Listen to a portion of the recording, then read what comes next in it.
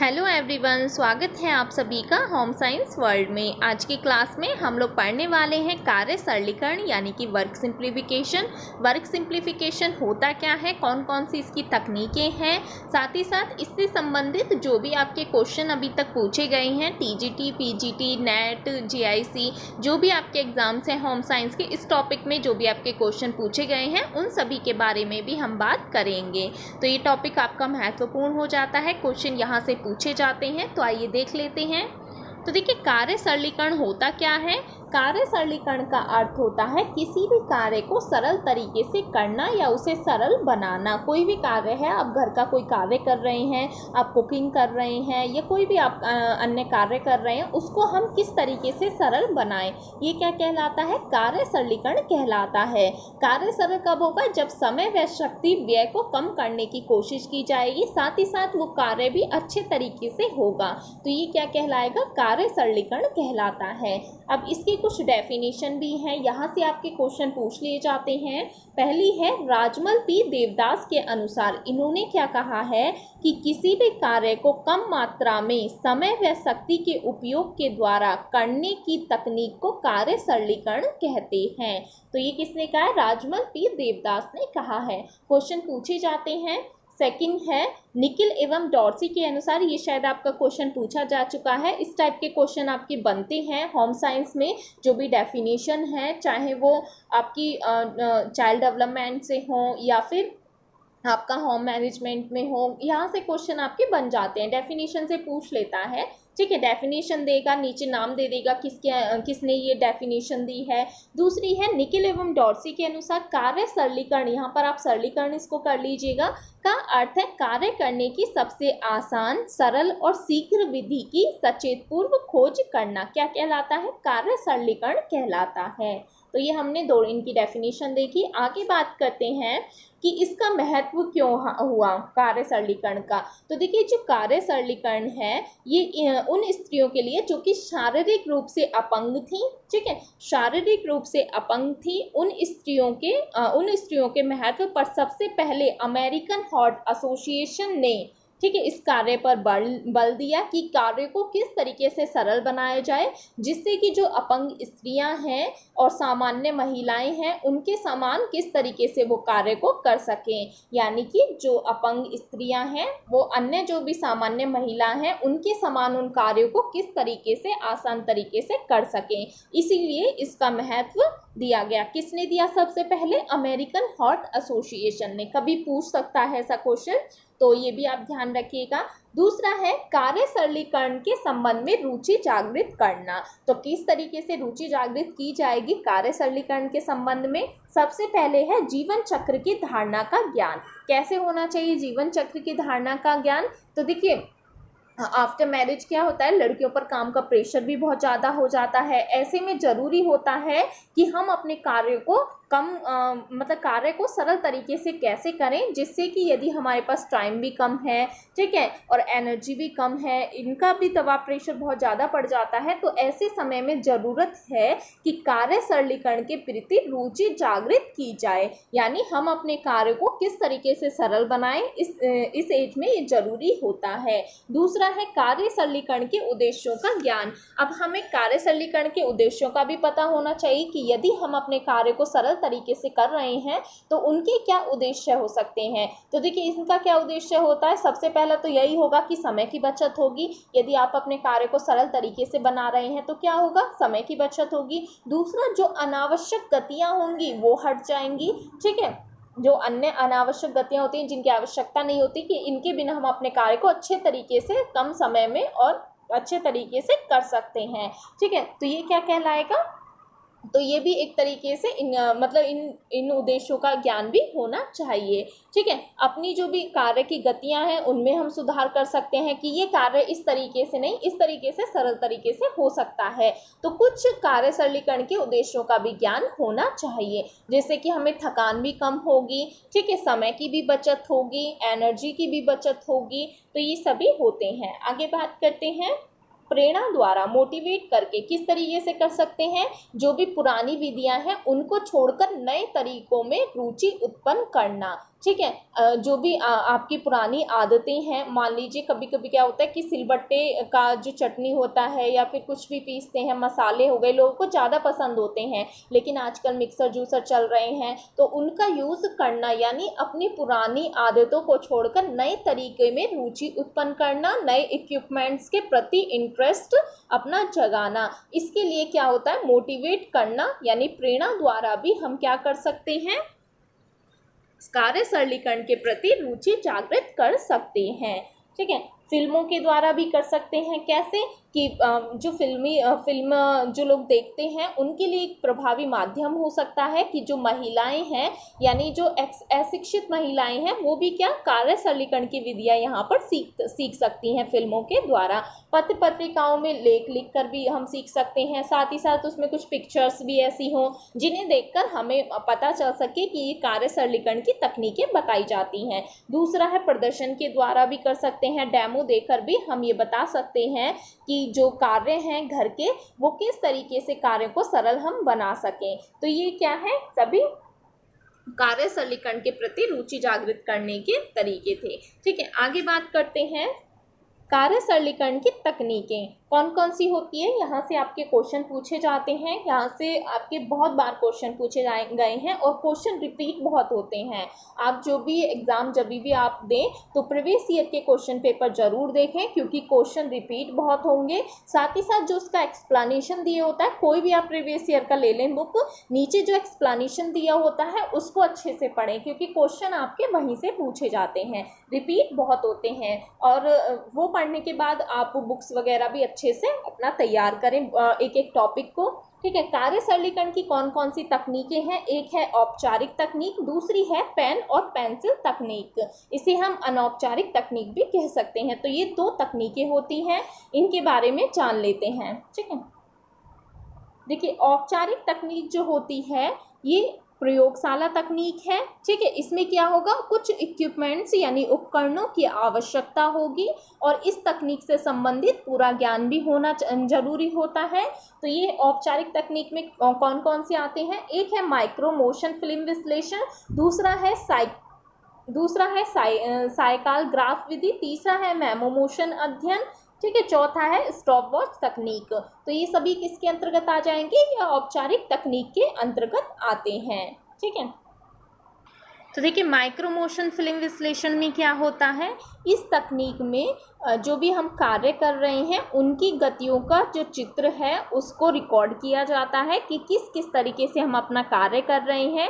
साथ ही साथ क्रिया में जो हाथ और शरीर के अन्य भागों की जो क्रियाएं हैं उनका जो भी प्रयोग किया गया है, मान लीजिए हाथों का किस तरीके से प्रयोग किया गया है, ये सभी रिकॉर्ड किया जाता है। इसी के साथ साथ कोई भी जो टाइम के लिए कोई भी उपकरण है उसका भी प्रयोग इसमें किया जाता है। इसके माध्यम से जो भी कार्य कर रहा है उसकी जो प्रत्येक गति है उसका समय पर बिल्कुल सही तरीके से रिकॉर्ड इसमें किया जाता है माइक्रो मोशन फिल्म विश्लेषण में। दूसरी है साइकाल ग्राफ विधि। इसमें क्या होता है, तो इस विधि में एक फोटोग्राफिक यंत्र होता है जिसका प्रयोग कार्य को करने हेतु की जाने वाली गतियों के प्रकारों का अध्ययन होता है। यानी आप जो भी कार्य कर रहे हैं उनमें किन किन गतियों का प्रयोग किया गया है उनका अध्ययन किया जाता है। ठीक है।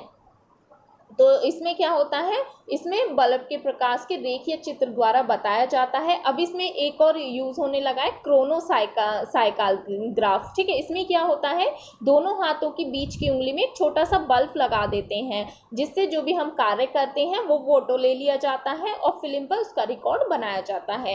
तो ये साइकाल ग्राफ विधि में होता है। मेमो मोशन अध्ययन में क्या होता है, तो इस विधि में जो कुल गतियां हैं, यानी कि इसमें सभी का प्रयोग ना करके, जो भी आपने सभी गतियां की हैं उनका प्रयोग न करके कुल गतियों पर प्रकाश इसमें डाला जाता है, यानी कि कुल गतियों का रिकॉर्ड इसमें होता है। ठीक है।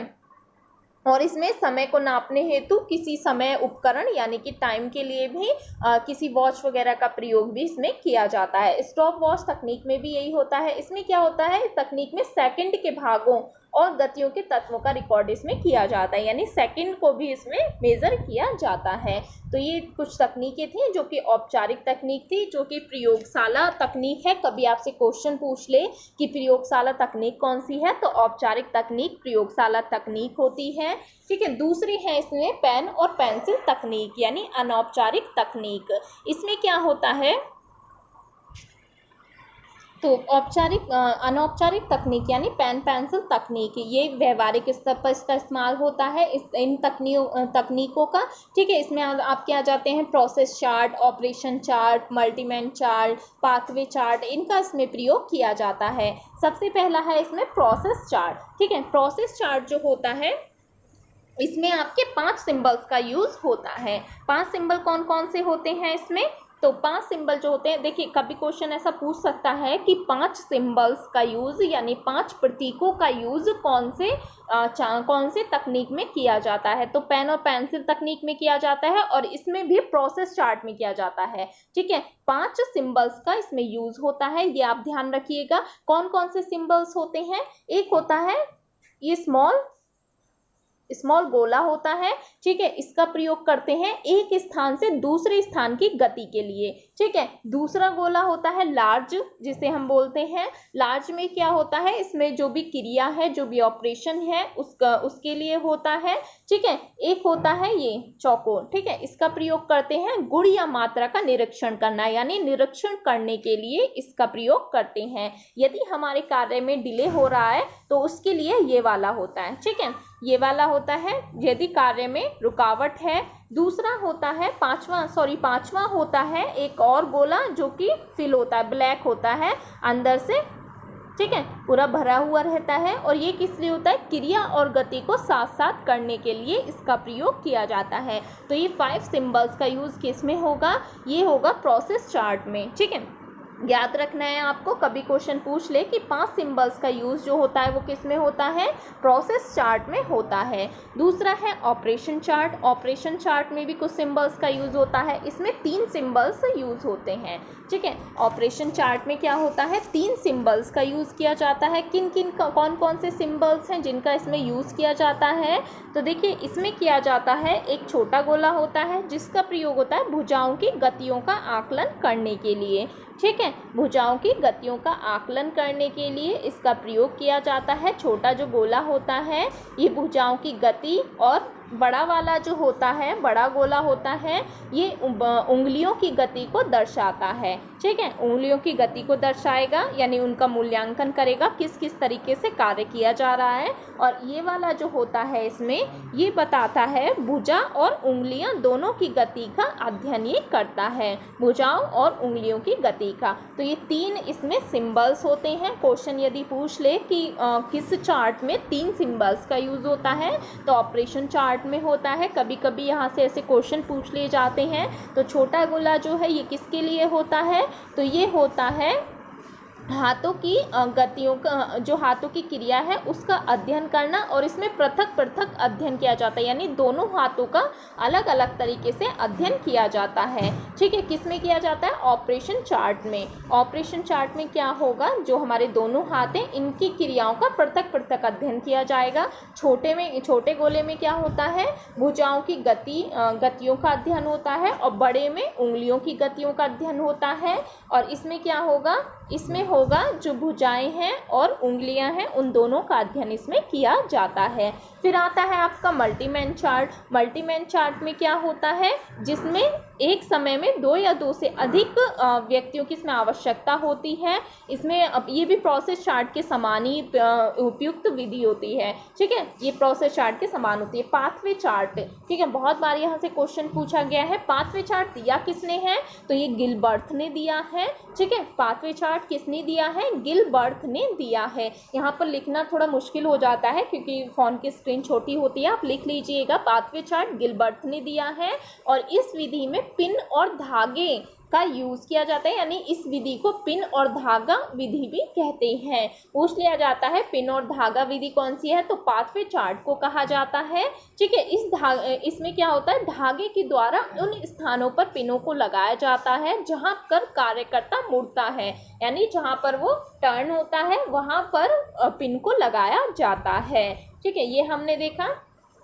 तो औपचारिक तकनीक में कौन कौन से आते हैं, माइक्रोमोशन, फिल्म विश्लेषण, ठीक है। माइक्रोमोशन, फिल्म विश्लेषण, साइकिल ग्राफ विधि, मेमो मोशन अध्ययन, स्टॉप वॉच तकनीक। पेन पेंसिल में प्रोसेस चार्ट में कितने सिंबल्स का यूज होता है? 5 सिंबल्स का। ऑपरेशन चार्ट में 3 सिंबल्स का यूज होगा। मल्टीमैन चार्ट हो गया, फिर हो गया पाथवे चार्ट। पाथवे चार्ट को पिन और धागा विधि का उल्लेख इसमें किया गया है और ये किसने दिया है? गिलबर्थ ने दिया है।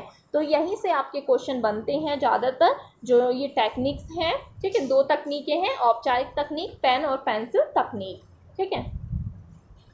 अच्छा, फिर क्वेश्चन हम देख लेते हैं। जो भी क्वेश्चन आपके यहाँ से बने हैं इस टॉपिक से, तो उनको हम देख लेते हैं। पाथवे चार्ट किससे संबंधित है? क्वेश्चन आया है, पाथवे चार्ट किससे संबंधित है? ऑप्शन है पेन और पेंसिल, पिन और धागा, पिन और सुई, सुई और धागा। तो ये तो अभी हमने पढ़ा था कि पाथवे चार्ट किससे संबंधित है? पिन और धागे से संबंधित है। किसने दिया है? गिलबर्थ ने ये दिया है। ठीक है, किसने दिया है? गिलबर्थ ने। दूसरा है, अनावश्यक गति को टालने के लिए नियत कार्य के संचालन के बहाव का चरण से चरण का विवरण होता है। किसमें होता है? ऑप्शन है प्रक्रिया चार्ट में, समय चक्र चार्ट में, पथ चार्ट में या फिर क्रिया चार्ट में। तो किसमें होता है? अनावश्यक गतियों को टालने के लिए नियत कार्य के संचालन का बहाव चरण से चरण का विवरण किया जाता है, तो ये प्रक्रिया चार्ट में किया जाता है। ऑप्शन ए इसका सही होगा। नेक्स्ट है, मुंडेल सूची द्वारा कितने स्तरों को निर्धारित किया गया है जिसके द्वारा काम को सरल किया जा सके? तो कितने स्तरों के द्वारा निर्धारित किया गया है? तो 5 स्तरों में विभाजित किया गया है। ठीक है, जिससे हम अपने कार्य को सरल तरीके से बनाए जाएं। नेक्स्ट है, पेंसिल तकनीक वह तकनीक है जिसमें किया जाता है। जो पेंसिल तकनीक है, कौन सी तकनीक है जिसमें क्या किया जाएगा? ऑप्शन है परिवीक्षण, बुनाई, कार्य सरलीकरण या फिर टेक्सचर विश्लेषण। तो पेंसिल तकनीक हमने किसके अंतर्गत पढ़ी थी? तो ये कार्य सरलीकरण यानी वर्क सिंप्लीफिकेशन के अंतर्गत पढ़ी थी। ऑप्शन सी इसका सही होगा। नेक्स्ट है, कार्य सरलीकरण का एक उदाहरण है। ऑप्शन है चौकोर बनाना, गोल बनाना, आड़ी रेखा, खड़ी रेखा। तो कार्य सरलीकरण का उदाहरण कौन सा होगा? चौकोर बनाना। तो ये सबसे अच्छा एग्जाम्पल इसका क्या है कि हम किसी भी कार्य को इतने सरल तरीके से बनाएं। मान लीजिए हम बिस्किट बना रहे हैं, तो यदि हम बिस्किट को चौकोर बनाएं तो वो बहुत जल्दी से बन जाएंगे। वही हम उन्हें गोल बनाएं, ठीक है, एक एक करके, तो उसमें बहुत ज़्यादा टाइम जाएगा, आड़ी रेखा, खड़ी रेखा। तो इसमें ऑप्शन ए आपका सही होगा। यानी कार्य को हमें सरल तरीके से बनाना है तो हम गोल बिस्किट ना बना के चौकोर बना सकते हैं। यही क्या है? कार्य सरलीकरण होता है। नेक्स्ट है, समय तथा गति अध्ययन की कौन सी तकनीक दोनों हाथों के हलचल पर विचार करती है?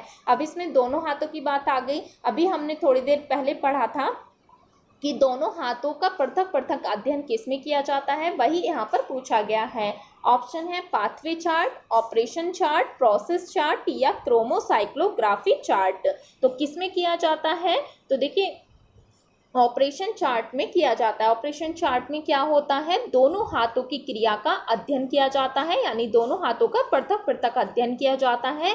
इसमें 3 हमने बताए थे सिंबल्स, 3 सिंबल्स का यूज होगा। ऑपरेशन चार्ट में छोटा वृत्त होगा जो कि क्या बताएगा? भुजाओं की गतियों का अध्ययन करेगा। बड़ा जो वृत्त होगा ये उंगलियों की गति का अध्ययन करेगा। और त्रिभुज जो होगा ये उंगलियों व भुजाओं दोनों का अध्ययन ये करेगा। 3 सिंबल्स का इसमें यूज होगा। ठीक है, नेक्स्ट है, कार्य निष्पादन आकलन में प्रयुक्त विधियां हैं। कौन कौन सी हैं? तो इसमें कुछ विधियां दी हुई हैं, यहाँ पर ऑप्शन है, विधियां देख लेते हैं।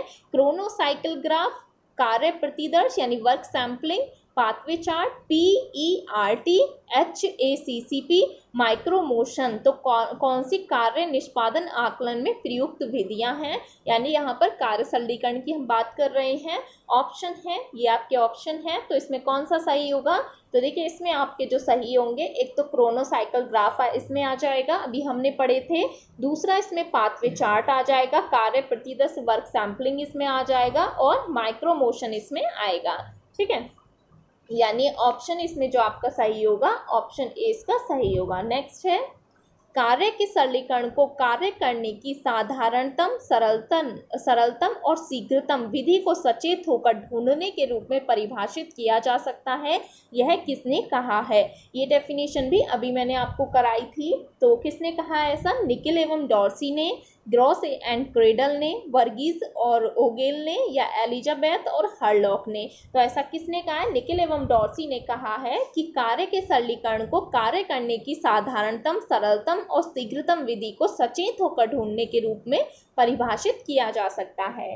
तो ऑप्शन ए इसका सही होगा। नेक्स्ट है, कार्य सरलीकरण का अर्थ होता है कार्य संबंधी आदतों में परिवर्तन, श्रम की बचत करने वाले उपकरणों का प्रयोग, कार्य स्थान को संगठित करना, कार्य क्रिया में कौशल करना।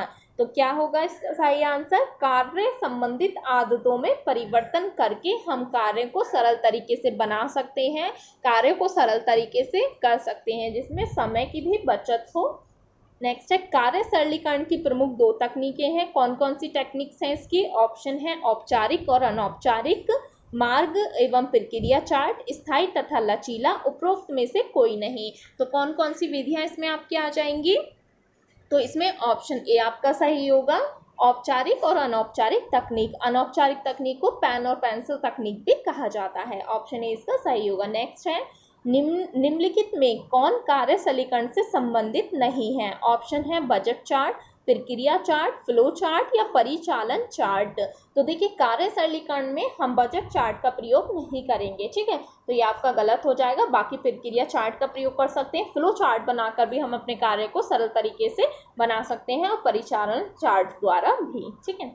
नेक्स्ट है, कार्य सरलीकरण से तात्पर्य है। तो कार्य सरलीकरण से क्या तात्पर्य है? कम कार्य करना, आसान कार्य करना, कार्य में साधारण उपकरणों का प्रयोग करना, कार्य के अनुसार उपकरणों को प्रयोग करके कार्य को सरल बनाना। तो देखिए, ऐसे क्वेश्चन इजी होते हैं, अगर आप अच्छे से पढ़ें तो आपका आंसर कभी भी गलत नहीं होगा, ठीक है। क्वेश्चन को पढ़ें और सारे ऑप्शंस को एक बार अच्छे से पढ़ें। तो देखिए, कार्य के अनुसार हम उपकरणों का प्रयोग कर रहे हैं और कार्य को सरल बना रहे हैं, ठीक है। यही क्या है? कार्य सरलीकरण होता है।